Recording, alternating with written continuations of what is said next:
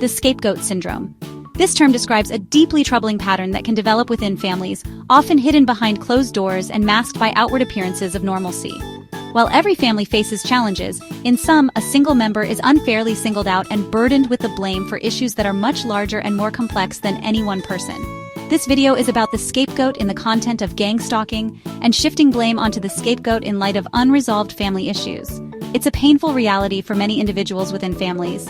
The scapegoat is often left feeling isolated, misunderstood, and unsupported, even in the presence of those who are supposed to care for them the most. This experience can be incredibly lonely, as the scapegoated person may struggle to find validation or empathy from anyone in their immediate environment. This dynamic occurs when one member becomes the target of blame for the family's problems, regardless of their actual involvement or responsibility. The scapegoat is often accused of causing conflict, disrupting harmony, or being too sensitive, when in reality they may simply be a victim themselves or reacting to the dysfunction around them.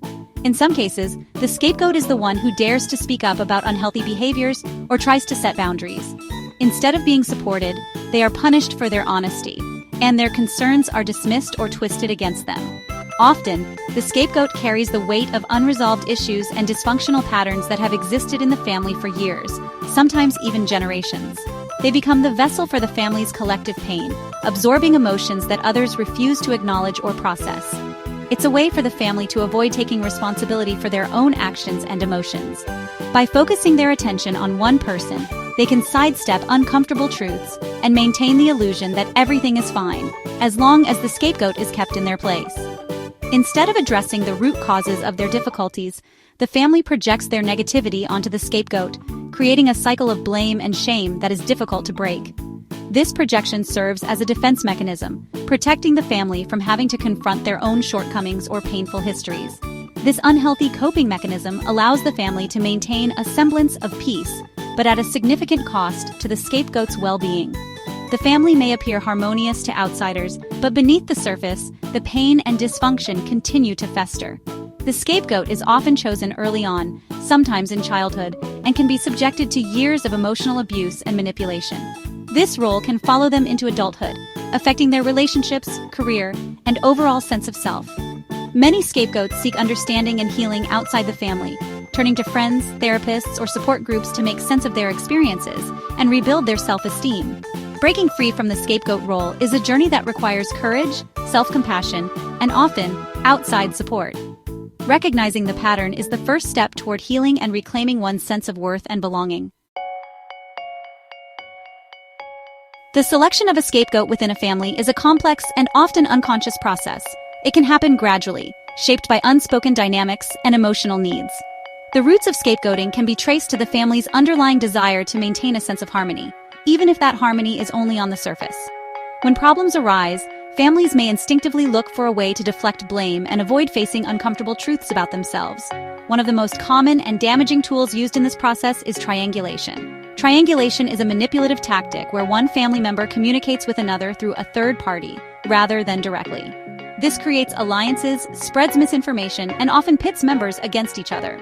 In the context of scapegoating, triangulation is used to isolate the targeted individual, making them appear as the source of all problems, while the rest of the family maintains a united front.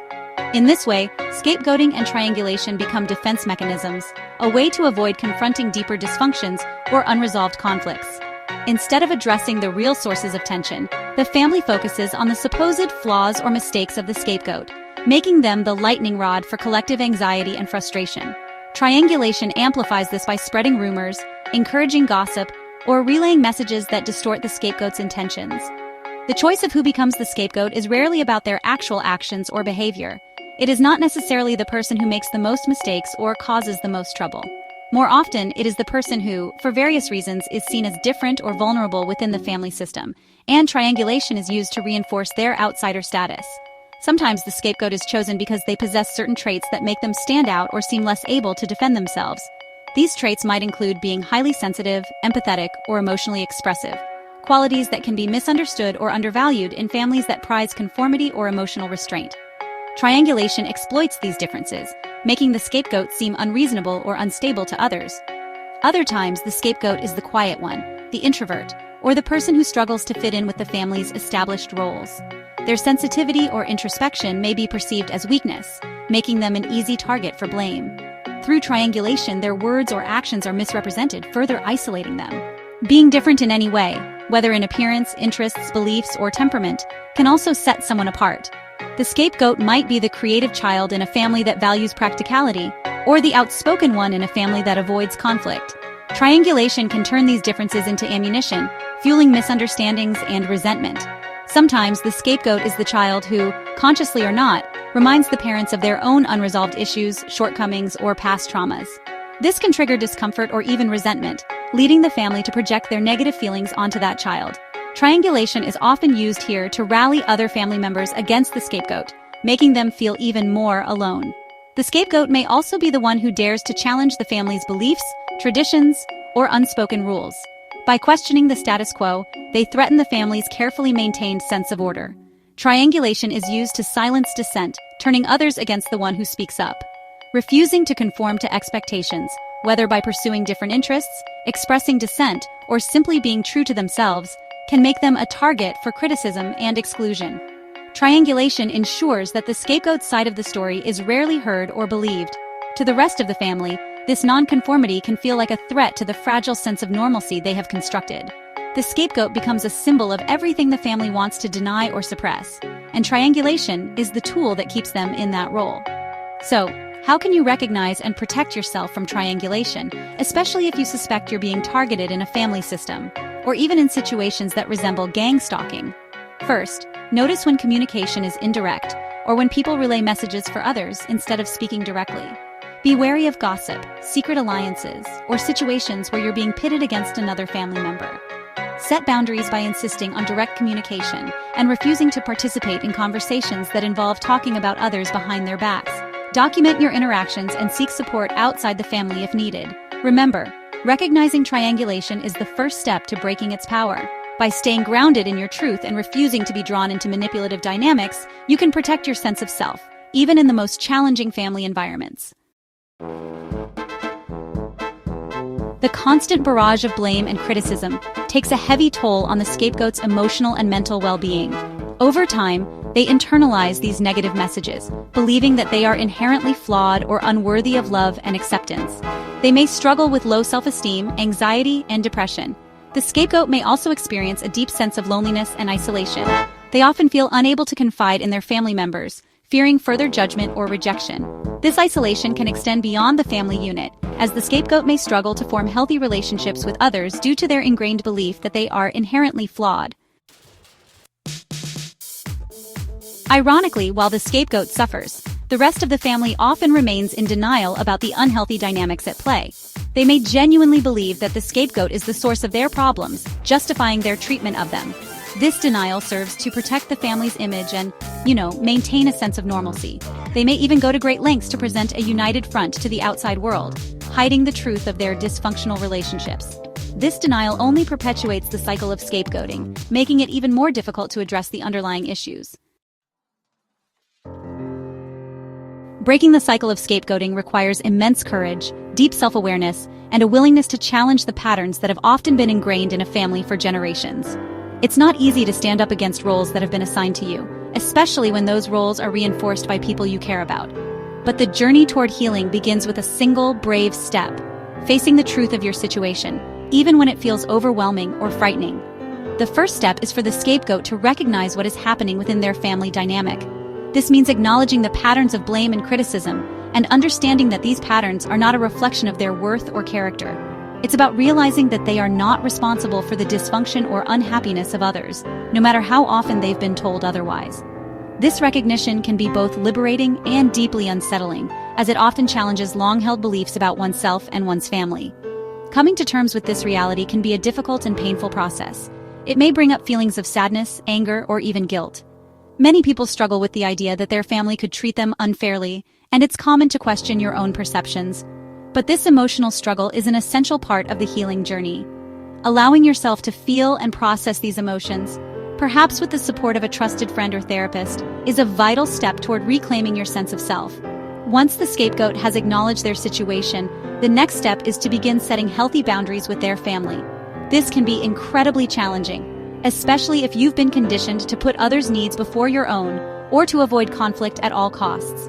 Setting boundaries means clearly communicating what behaviors are unacceptable and what you will no longer tolerate, even if it feels uncomfortable or unfamiliar at first. This might involve refusing to engage in arguments that are designed to provoke or blame you, walking away from situations that feel toxic, or simply choosing not to participate in family dynamics that are harmful. It's about protecting your own emotional space, even if others don't understand or approve. Limiting contact with toxic family members is another important boundary. This could mean spending less time with certain relatives, ending phone calls when conversations become hurtful, or even taking a break from family gatherings altogether. These choices are not about punishment, but about self-preservation and healing. Asserting your right to be treated with respect is a powerful act of self-advocacy. It may involve speaking up for yourself in situations where you would have previously stayed silent, or calmly but firmly expressing your needs and boundaries. Over time, these actions help to reinforce your sense of self-worth and teach others how you expect to be treated. Setting boundaries can be challenging, especially when it goes against years of family conditioning, but it is absolutely crucial for the scapegoat's emotional well-being and long-term healing. With each step, you reclaim a little more of your power and move closer to a life defined not by others' expectations, but by your own values and self-respect. Healing from the wounds of scapegoating is a journey, not a destination. Individual therapy can provide a safe and supportive space for the scapegoat to process their experiences, challenge their negative beliefs, and develop healthy coping mechanisms. Family therapy can help the family members to understand their roles in the scapegoating dynamic, learn healthier communication skills, and begin to address the underlying issues that are driving their behavior. It takes time, patience, and self-compassion. The scapegoat may need to grieve the loss of the family they thought they had, and to come to terms with the fact that their family may never fully acknowledge or take responsibility for their actions.